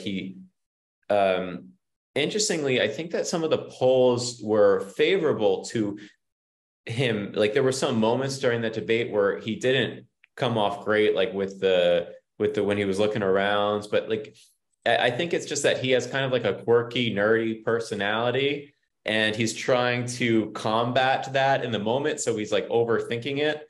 Mm-hmm. But I think that Vivek also didn't really do himself any favors. Like there was this one moment in the debate where he's kind of like shaking his hand into the camera that was looking, that was pointed at DeSantis. And I think that a lot of the polls showed that he came off kind of like as like amateurish and inexperienced in a way in which the American people want to see, not experience in terms of political experience, but in terms of like competence, mm-hmm. showing a track record of competence. So I think that Vivek didn't do himself any favors either, but it was kind of at the opposite end of the spectrum. Like he was crushing it with a lot of the answers, but some of his behavior, he tried to act as a Donald Trump, I think, too much, instead of, you know, embracing the brand that he created. Like when he said, like, it was kind of, when he said that everyone here is like owned by blah, blah, blah, like it was just like a really quick, awkward moment. And it didn't have the sting that I think Trump had when he was, you know, telling Jeb Bush that he was just like a corrupt idiot and that they're going to blow $100 million for nothing and that his family is a bunch of criminals. Like that worked very successfully. No, everybody booed at that moment, if I recall. Yeah. So I think that similar to the Vivek situation, I think it's just a bunch of like, you know, establishment donors in the crowd. So they're going to boo if someone says anti-establishment stuff. But Trump catapulted into, you know, he was at like 1-2% of the polls. He gets on this debate stage, just starts crushing everyone, skyrockets in the polls. I think the difference you're seeing with Vivek is that it's being interpreted very differently. So again, like it'll be interesting to see how it works out in the long run. I think the next debate is at the end of September, so they've got some time to, figure it out with the people. But the American political system is, I wish, like with this primary process, that we didn't have to have these candidates focus on Iowa and New Hampshire, and nobody else matters, but it's just the reality of it. So I think that a little, like some of this national polling, while DeSantis isn't doing well, I think what to look out for is to see Iowa specifically, because that's the first state. Like if he's within a margin of 10 points with Donald Trump, like they're going to be in it for the long run. And as these other candidates drop out, billionaire funded candidates like Nikki Haley, Tim Scott, I think that there's just going to be a short, you'll see that there's going to be like a really short leash for people like this. Like billionaires are not going to want to blow their money on failed candidates. So as long as DeSantis can stay there in Iowa, I think that's what really matters right now. And we'll see in the coming months. Like this could be, I could see this definitely going a couple ways, but I think it's like one of two things. Basically, you have this like small fields, which might include Vivek, definitely includes DeSantis, and it's going to extend into next year, or, we could potentially see in a few months that the whole party rallies around Trump and there'll be essentially nobody but like a Democrat plants running against him. So I think like luckily we'll have all our answers to these questions in a few months' time, probably. Right. I mean, one of the things with Trump, as much as I don't doubt you're right about the kind of dishonest attacks against DeSantis, and that worked to some degree, I think he also, by his nature, but also the obsession that the media, particularly the left media, has with him and all these attacks going on, he just sucks the air out of the room. Yep. And he takes up all the mind share and the time. And it's like, what was that old saying? Like the media can't tell you what to think, but they can tell you what to think about. And so everything just becomes relatively less elevated, less important. And, one of the ways that Vivek has been combating that is what Vijay said, is like, he's just everywhere. He's on every podcast. He's on every media hit. And to your comment about kind of like nerdy DeSantis, the thing is I never got that from him before. I would watch his press conferences and stuff in Florida, and he was confident and direct and, articulate. And, if the media came up with some stupid comment or accusation, he'd handle it like properly.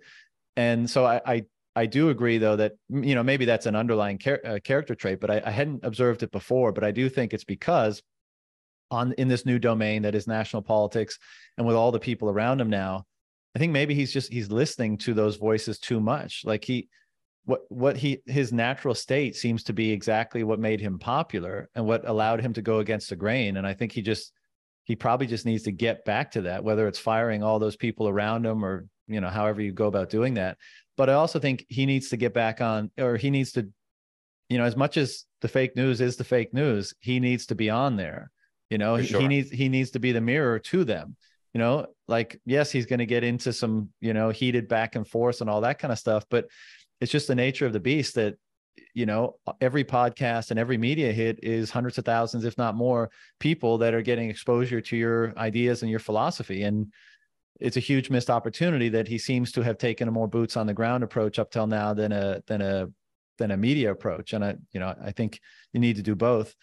And as it regards Trump, one of the things obviously we're both critical of his track record. And I think, another Trump presidency would just be chaotic, as would another Biden.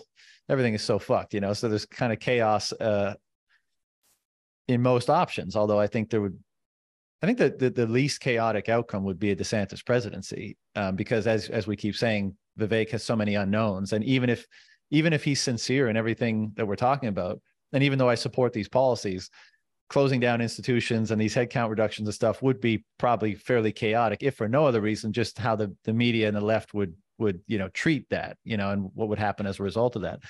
But one of the things, Tucker Carlson's been I don't know exactly when he flipped, because we've been talking about the possibility that Vivek was red pilled at some point and he has a total shift in perception.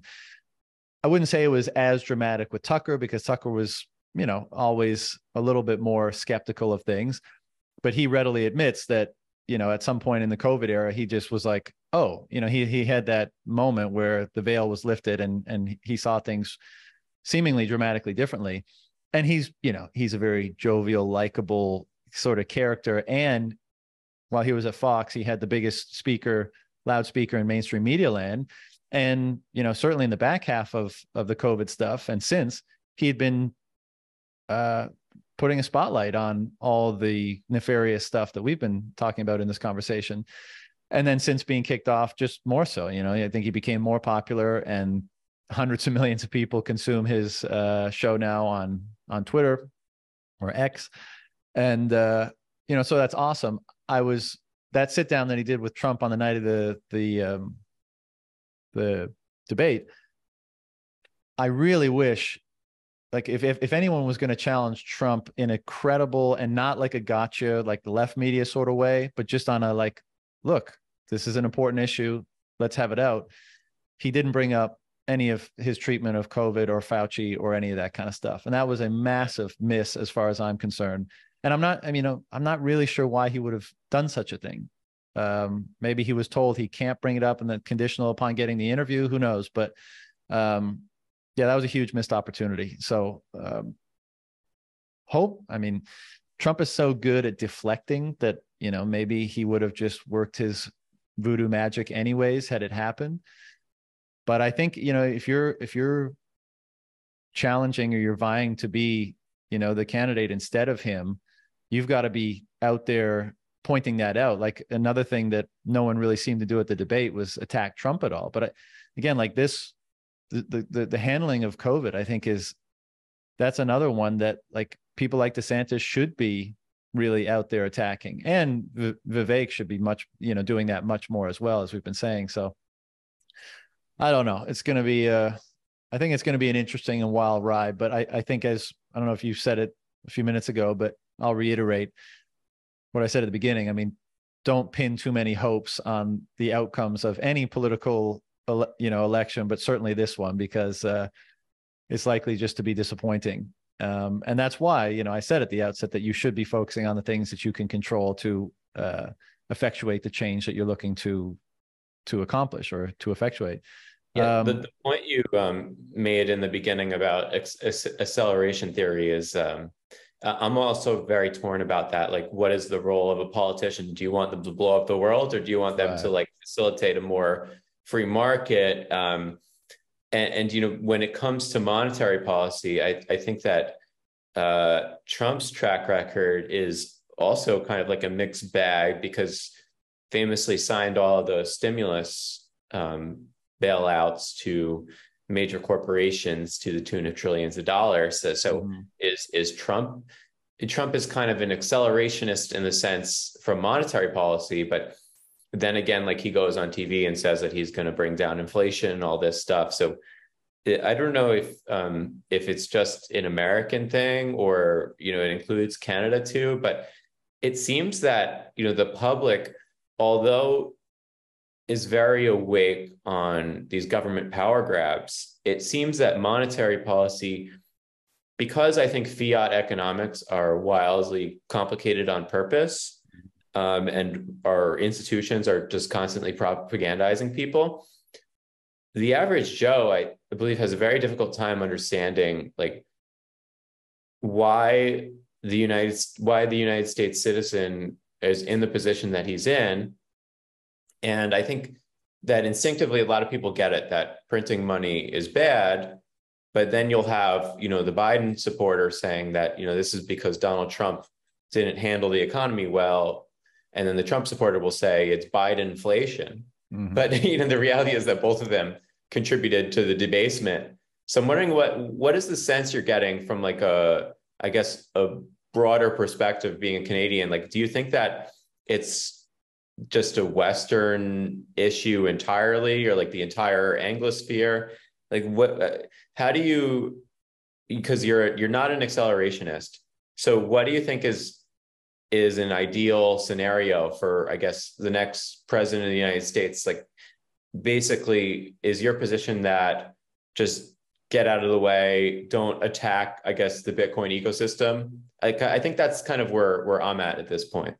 Yeah, pretty much. I mean, one, I echo the point that I'm not aware of any population that understands the implications of the money printer, broadly speaking, like for so many things, the imbalance of power, the government versus people, the type and quality of institutions, the laws that get, like, it is so pervasive. I mean, that's why we have the meme in Bitcoin fixes this, right? Because the money printer is just, it's a cancer. And it's also kind of like the water you're swimming in, or the frog boiling in water. Like, it just, people can't properly identify it. They can identify all sorts of symptoms, right? Like the trans thing, the overbearing government, taxation, regulation.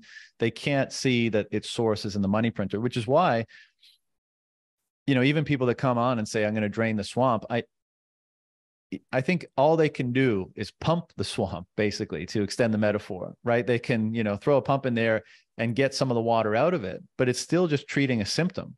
You have to treat the thing that allows the swamp to grow to the size that it has, and that's the money printer. And until you address that issue, nothing is going to change long term. Like, let's say Vivek is sincere about all this, and he has 2 terms, and he comes in, he smashes all these institutions. Great. There's less regulations, there's less taxes, or there's more freedom for a time.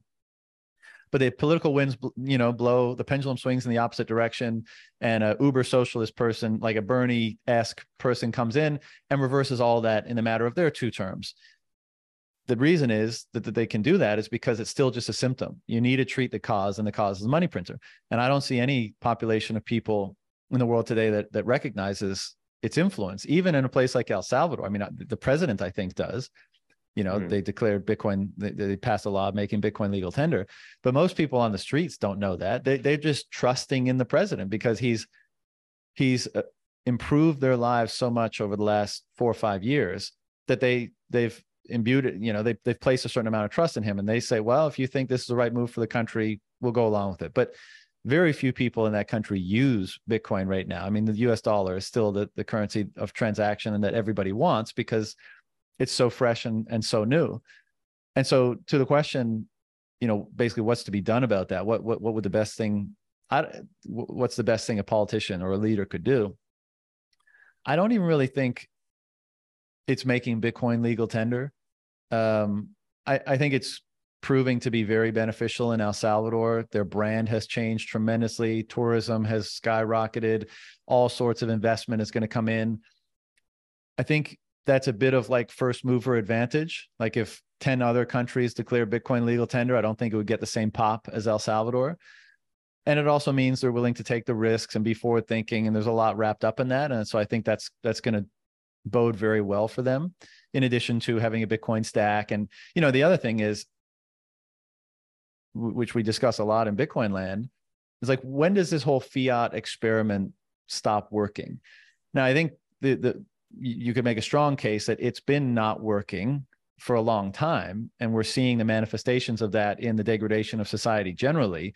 But there, some people think, and I'm not sure really where I fall on this, that it has like a definitive endpoint where it's just like, it no longer functions. I don't know if it works that way. I think it just continues to deteriorate, and that water that we all swim in just gets murkier and murkier and murkier, and the problems manifest. But until that core issue is addressed, then maybe it can perpetuate for much longer than we would all think.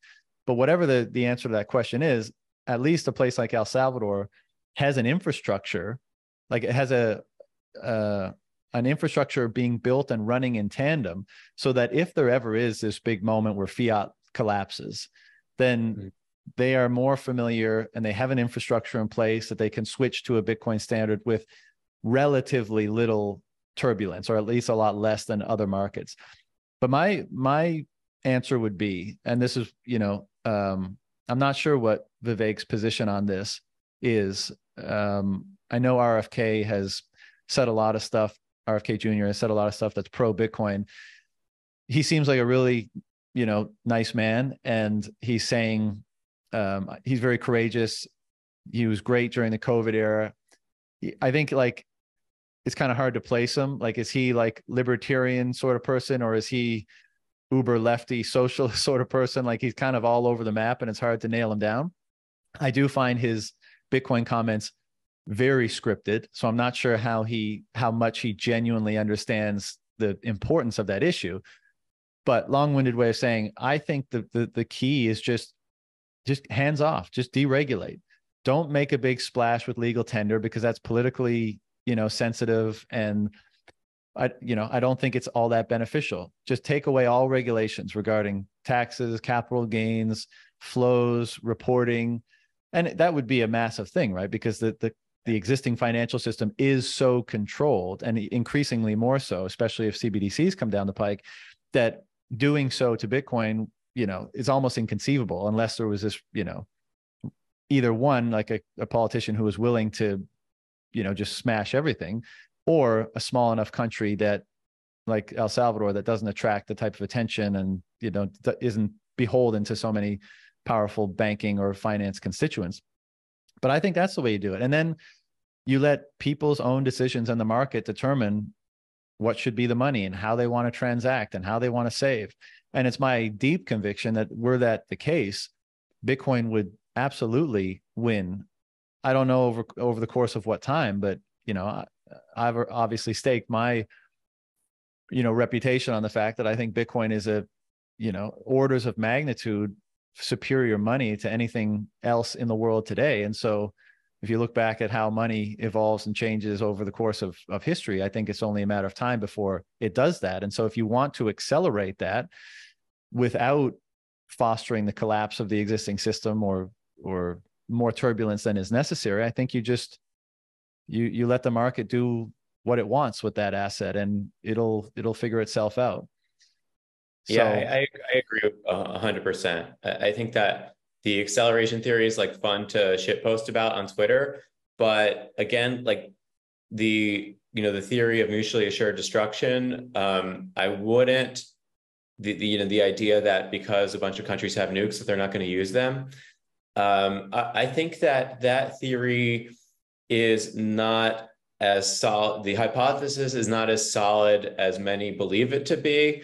And I think that, our existence on this planet is actually, Vijay has talked about this. I've heard him on, I forgot what podcast it was, but I agree with the idea that we live a much more fragile existence. So, the idea that we don't really want to see the whole world blow up, and, whether or not we believe that hyper-Bitcoinization, I think Bitcoinization is inevitable. I'm a believer in the number go up meme and whatnot, but the idea that we want to see the world burn while nuclear devices are still in the hands of a ruling class that doesn't want to see itself toppled, it seems that it's much more it's a much more beneficial idea for humanity to see a gradual transition into 100%. Bitcoinization than, oh no, the system collapsed overnight. What are we going to do?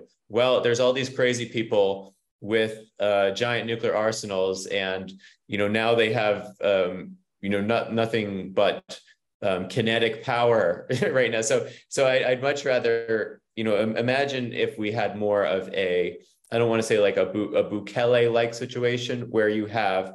I'd much rather be in a position with an enormously popular leader who's done great things, who is gradually implementing Bitcoin into the economy, or who just doesn't want to attack Bitcoin, that believes in some sense in human freedom, who has gained the trust of the people and has, harnessed the administrative state and now is in control, and now we can proceed with Bitcoinization. Like, I just think you're really rolling the dice with the accelerationist stuff. And I don't want to live in a world in which, it might be inevitable, that they might be right with acceleration theory that everyone's broke except for, you and your Bitcoiner buddies. And then we get to support our families with our stack while everyone is poor and hopeless. I do question the definitely. I think that Bitcoin is inevitable, but I think that human nature is enormously complicated, and as we've kind of discussed, the vast majority of human beings who live on this planet have no idea how the fiat system operates and how unethical it is. I forgot the person who said, I want to paraphrase the quote, but basically it might have been Henry Ford, like that said that if you understand how, you know, the system operates, you would be revolting. If the people overnight. understood how the banking system worked, there'd be revolution overnight. Yeah, it was Henry Ford. So I do think we're kind of like entering into unknown territory when you have even the most, I guess you can use educated in air quotes, but the most educated populations having no idea how money works, who are like kind of like going with the system, who have just been reality pilled by the COVID power grab. And it should be fascinating to see what happens moving forward. But again, like I'm super bullish about the prospects of Bitcoin in an environment like this, where people are now more, I think, open-minded for good reason than ever before. So, you know, those Bitcoin educators such as yourself are in a great position. And, you know, although the COVID stuff sucked and we all got poorer, you know, if you only received a stimulus check, you got poorer. If you happen to be working for JP Morgan, you're in great position for now. But I think that, you know, Bitcoin's moment is coming soon, and super bullish. I don't know, like, you know, it's been interesting to, I think at the start of COVID, I was just like breaking free from my shitcoin phase. And then like, it just happened for me in like a perfect sequence between being like kind of like a, you know, free markets, human freedom oriented person, seeing what's happening, and then kind of just like getting connected with all these Bitcoiners. And I think by like, you know, mid 2020, I was Bitcoin only, but I hope that more people can make that journey into embracing better money and, you know, a more moral society. Yeah. Well, this will be my final comments, but that's, I mean, that's a fuller explanation of basically my approach. So on the political side, yes, you know, deregulate as much as possible. But one, as you're saying, with acceleration theory, what if we're wrong about Bitcoin and you've pinned literally everything? You know, you've added fuel to the wrong fire in the hopes that everything burns down and Bitcoin is still there. Well, what if it's not? Then you just have a way worse world than you otherwise might. So for, you know, I don't think it's a very sound approach. And as far as like how all these people who don't think about the money printer or monetary policy, you know, get drawn into this, I mean, what you just said about yourself is a great example, and myself and everyone who's in this space. We have to realize that we didn't always see the light, the orange light, as it were. I mean, we came to this through a variety of ways, whatever they may have been. But the punchline is that the surface area of the culture, broadly speaking, is growing and growing and growing. And as a result, there's more diverse opinions, attitudes, people, forms of expression that are appealing to more and more people as a result of that. And so, you know, the thing that I mostly do on this podcast is talk to like random Bitcoiners wherever they might be in the world, because I want to hear the stories of like how they came to understand the value and the implications of Bitcoin, and then how it's influenced their life, because it's certainly an ongoing phenomenon that a lot of people who maybe they were orange, or maybe they were black pilled, or maybe they were red pilled, or, you know, saw what was going on in the world, or had some, you know, inclination that things were off and didn't see much, you know, hope or way to rectify those things. And then they discovered Bitcoin, and they discovered all the ideas that are wrapped around it, or at least being chewed on or capitulated around it. And the process of attempting to understand Bitcoin and relating it to themselves and potentially resolving the problems of the world has had a very transformative impact on people. You know, people are more hopeful, they're more energetic, they're more enthusiastic.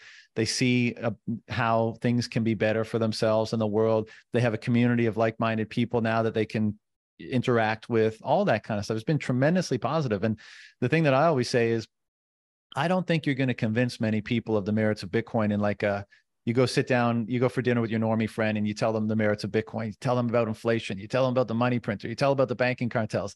They don't give a shit. And even if they do, it's too disruptive to their perspective for them to really integrate. But everyone in the world looks out on all the other people And when they see people who are doing well, right? So they're happy, family, healthy, strong, successful, good community, you know, all the things that we generally agree are elements of a successful life. We all look at those people and we say, what the fuck are they doing? Like we envy people, and then we try to mimic the things that are enabling them to be successful and happy and all that stuff. And I think the Bitcoin culture is representative of that. I mean, you know, there's so much going on in the world today, and there's so much despair, and everything's so fucked up. And then you tune your vision, change the channel to Bitcoin land, and it's the opposite. It's people that are optimistic, that are open-minded, curious, intellectually, stimulated, dedicated, mission-driven, all this kind of stuff. And that is the thing that I think is going to suck people in. So maybe we haven't reached that suddenly moment, right? Maybe the culture is not big enough. Maybe it's still got too much crypto riffraff around it. But I do think that slowly but surely, people like you, people like me, all the other people that are in the space are being drawn in on the merits of what's underpinning this culture. Maybe like the principles we were discussing before. I think this culture is actually appreciates those principles and is trying to gain a better understanding about them, talks about them frequently, as I do on my show. And all that taken together with the actual utility of the tool that it's all happening around in Bitcoin, and, and how it can give people more freedom and enhance their lives in various ways. I think that taken together is the strongest way to promote what's happening here. And, we have to be somewhat humble in how fast it's happening. And so to your point, I think what we should hope for is that the system, broadly speaking, doesn't crumble or accelerate too quickly, actually. I think we should want it to be as orderly and unwind as possible, so that cultural formation process that's happening around Bitcoin has time to grow organically or naturally. So that, that's my perspective, and that's what I try to contribute to. And definitely appreciate you coming on today and talking about this, because politics is a bit of a swerve for me. But like I said at the beginning, I think we're in an interesting era, and there's interesting candidates worthy of, discussing and fleshing out what they're talking about and the resonance with the culture. And so really appreciate your work that you do, and give me the time today. Was there any where you wanted to direct people or closing comments or anything like that? No, I just really appreciated the conversation. And I think it's definitely important not to get obsessed with politics, and definitely don't watch cable news or anything like that. But it's worth, I think you're right, that it's worth understanding that there's going to be people in positions of enormous influence and power, and it's worth knowing kind of where they're at and where they stand. And potentially, if you're in a position to influence them, that's great too. So I really appreciated the conversation, and learned a lot from you and Vijay. And yeah, so I just publish all of my stuff at dossier.today. It's the dossier on Substack. And yeah, had a great time. Thanks, man. And yeah, I direct everyone to your work, because it's well researched, and it's very informative, and it's on the topics that, many of which we touched on today, that I think are relevant to a lot of people. And maybe whenever the field does what it does, whether it's December or early next year, maybe we do this again to have another chat about what's changed, and maybe our opinions have changed at the time. Maybe the landscape is different, but probably will still make for an interesting discussion. So I'll hit you up when things have a little bit more time to marinate, and we'll do it again. All right. Awesome. Good chatting. Take care.